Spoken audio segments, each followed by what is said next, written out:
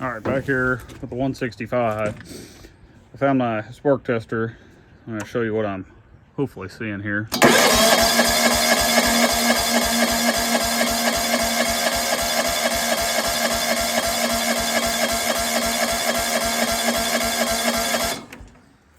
It is very sporadic with the spark. It doesn't have a consistent spark every time it should. So I'll be back once I find, I'm going to try that little igniter chip on the side. If that doesn't fix it, then we'll look into the coil. Just because I got it sitting out here, curious, we're going to do a little compression test on it. Just so we know what it's sitting at.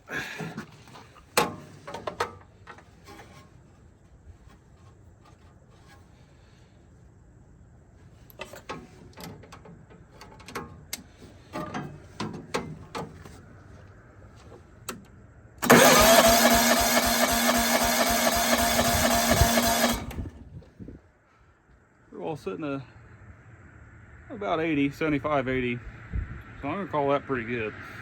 I do believe these have a compression release, so that's pretty decent.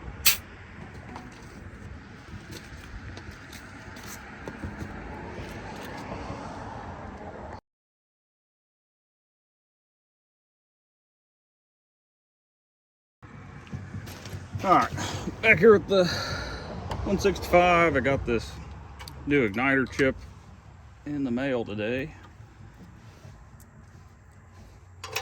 I'm gonna try something I've never done. I ordered a cheap one off of Amazon.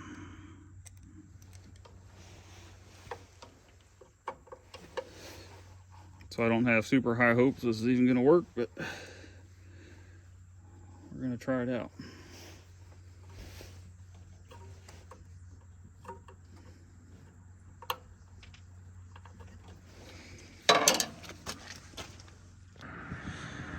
Get this spark tester hooked up here, so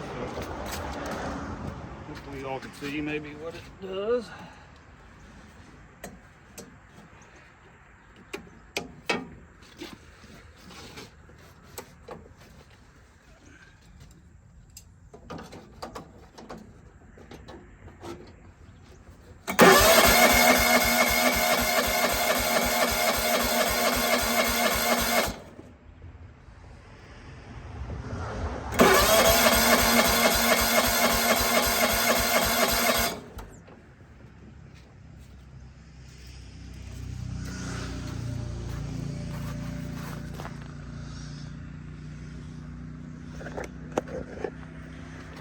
Get you a closer view here.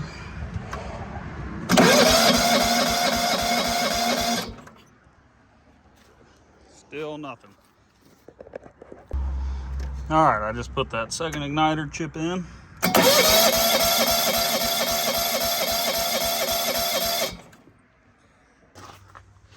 Doesn't seem like it had a little better spark. We're gonna see what it'll do.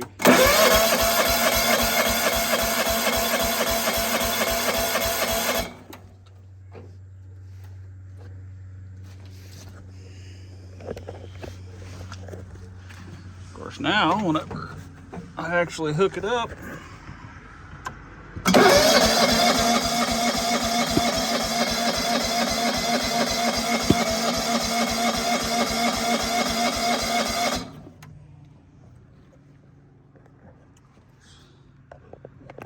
doesn't look like we had a very good spark. I did kind of hear some backfiring out of the muffler.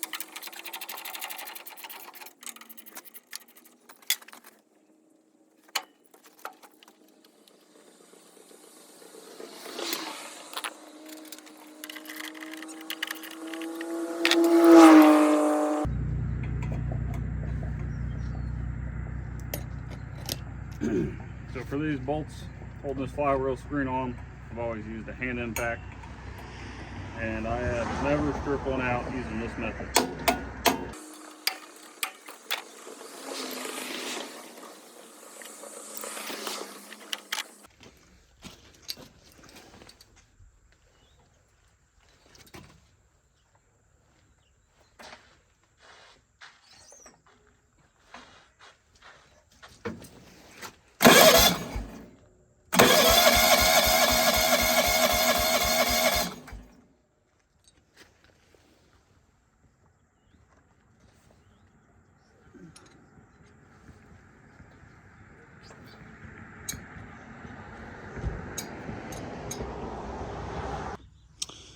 So one test that I normally do without even taking the flywheel cover off is I remove the kill wire going to the coil. And see if that changes anything. Occasionally you can get a mouse in there, or that wire can rub and it'll ground out against one of the cooling fins and cause you to lose spark that way. I still don't have any spark with it unplugged. So we're gonna pull it out and maybe find some specs on it and ohm it out. When you saw me touching the wrench to the flywheel, all I was doing was making sure that the magnet still had magnetism. I'm just gonna take this coil off here.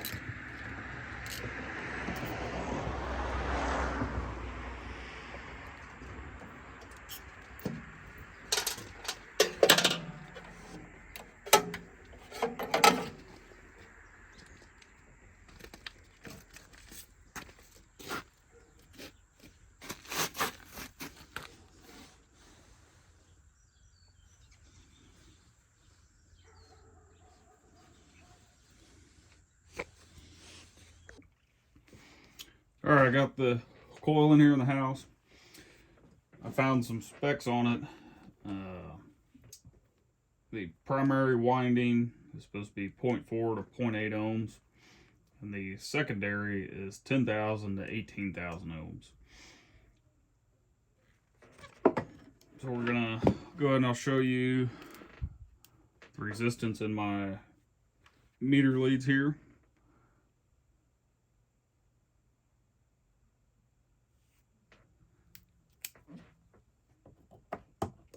We're going to check the primary.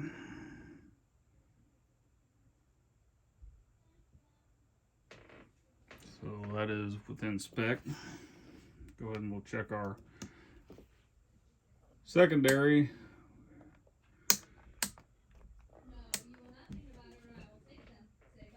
Still nothing. I'll keep going up. We don't have anything, so we have an open circuit here. So that is most likely our issue. We could have, I guess this plug wire could be busted somewhere, but it's not removable from here. Just because I got it sitting here, I'll plug another meter in just so you can see. And this one is auto ranging. So these leads only pretty well have 0.1 to 0.0 in resistance.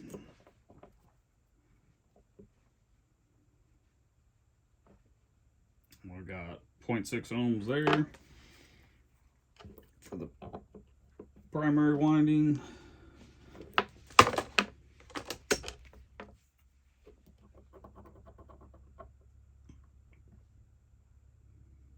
And we still have a open circuit. I did try to find a test for these igniter chips.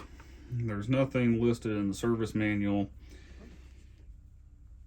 There's a couple guys online saying that there's not a great way to test these with a multimeter because they vary so much from meter to meter. But I'm just going to show you what I'm getting with these two here. So this one is the original one that was on the machine. And then this one here is the Amazon Special. There's quite a bit of difference just in these two. I got a new coil ordered. I am going to test this igniter chip and then the Amazon one with the new coil to see if they both work, if there's any difference there. All right, got this Amazon coil. Just want to show you what a good test looks like. So here we're testing our secondary, and there's our ohm reading, which I would say is probably pretty good. And if we check our primary,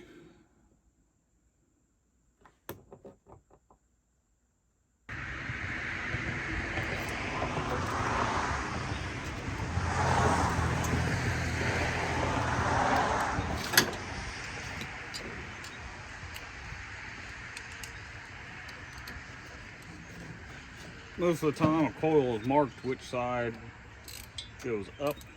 This one doesn't have anything marked on it, so I'm gonna gamble and put it on the way it came off.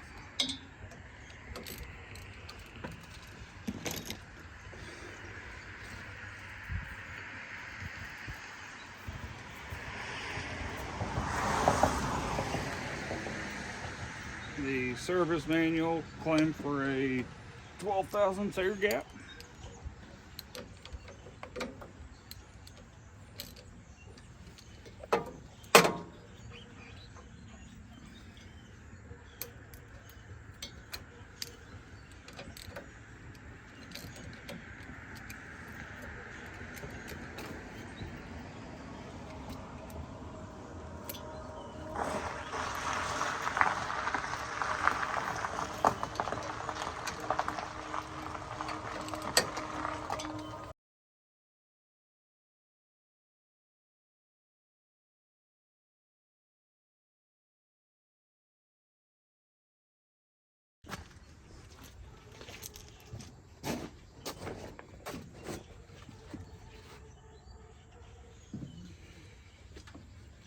Never mess with this style plug boot. It basically just has kind of like a wood screw that you really just push and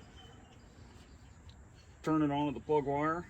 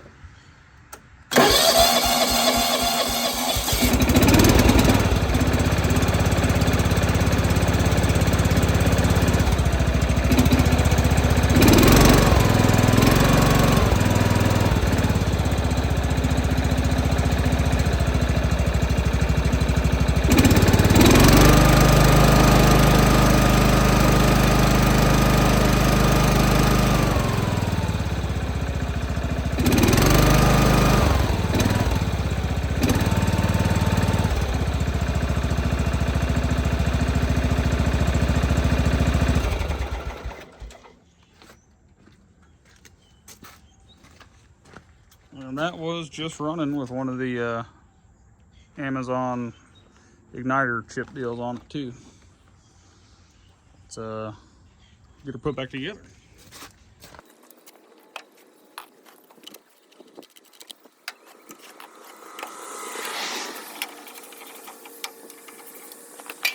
Before we get it put back together, there's a little bit of dirt in some of these flywheel or cooling fins. We'll blow them out.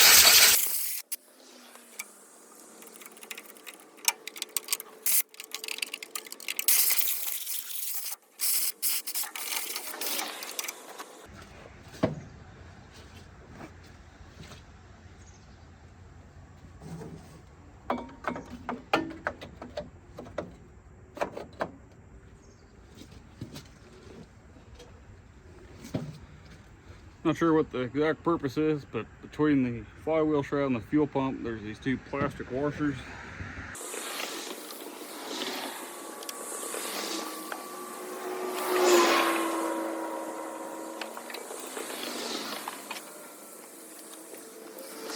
The biggest pain about this is I got a bolt hidden behind the air cleaner over here. You pretty well got to take the intake manifold off to get this bolt in and out.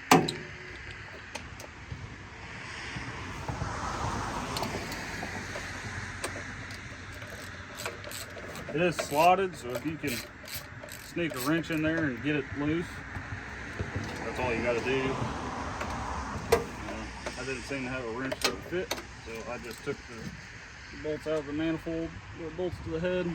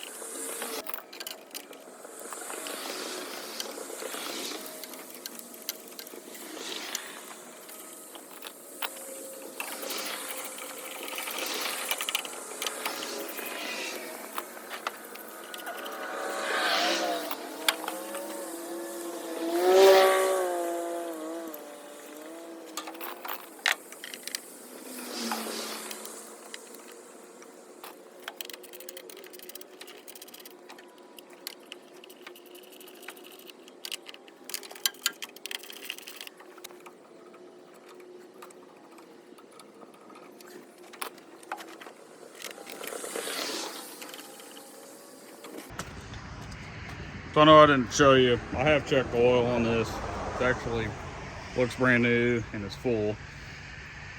So I'm just gonna hop on it here. We're gonna see if the deck kicks on, what it sounds like, if it moves forward and back. One trick I use to kind of see how many hours he's got on, because they don't have an hour meter, is turn the steering wheel, look at how much the front axle locks.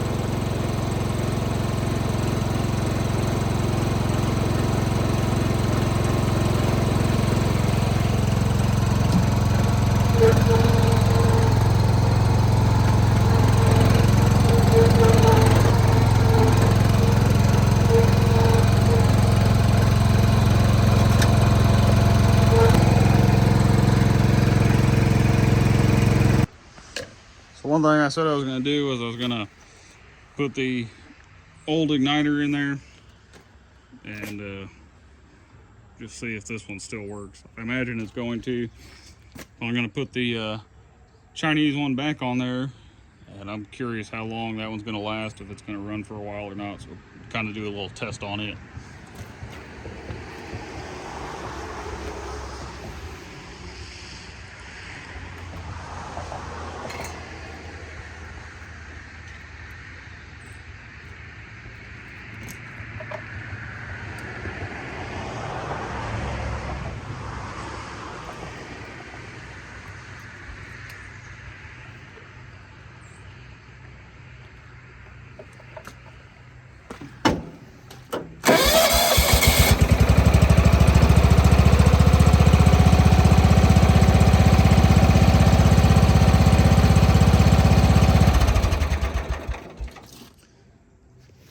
This thing kind of threw me for a loop at first, and I guess I do have a little video evidence. It occasionally made spark. Sometimes it did, sometimes it didn't. So I ordered the igniter chips, I guess by mistake at first. I should have pulled the coil out and ohmed it out. But now I know that the cheap Amazon little igniters work. So there's a couple things I need to do to it still. Fix the parking brake switch. I might maybe change the air filter and look at some other things on it. But that'll probably come in a part 3.